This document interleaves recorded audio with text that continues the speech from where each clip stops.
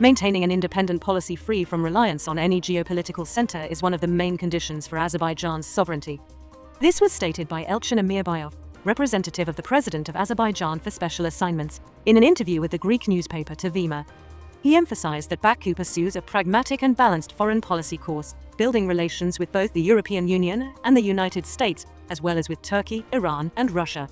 According to Amirbayov, Azerbaijan is viewed as a reliable partner precisely because it avoids exclusive geopolitical alignments. Amirbayov noted that Azerbaijan has chosen to pursue a multi-vectoral, balanced and pragmatic foreign policy based on our own assessment and perception of our national interests.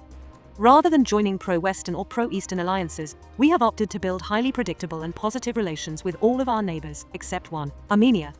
But since the conflict with Armenia is over, we are now trying to start a new chapter in our relations with Yerevan. We also build pragmatic relations with major international power centers like the United States and the EU, and with big neighbors like Turkey, Iran, and Russia. This is why we are viewed as a credible and reliable partner. I believe Azerbaijan's foreign policy in this regard is unique.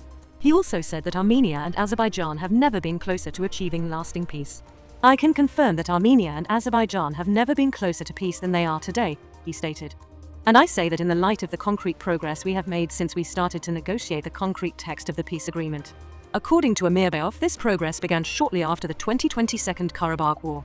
Right after the end of the Second Karabakh War, Azerbaijan decided to come up with a list of fundamental principles which could form the basis of the peace agreement, he explained. We then drafted the peace agreement and proposed it to Armenia. 2.5 years later, in March 2025, both our ministries of foreign affairs announced that the text was agreed ad referendum. However, a key obstacle remains in the way of finalizing the deal: Armenia's current constitutional framework. Now, before signing the text of the peace agreement, we must do what it takes to ensure that the peace is lasting, sustainable, and irreversible. For that to happen, the text must not contradict the legal or constitutional frameworks of either country. And here we hit a problem: the Armenian constitution. Because it still enshrines a territorial claim to part of Azerbaijan's territory, the Karabakh.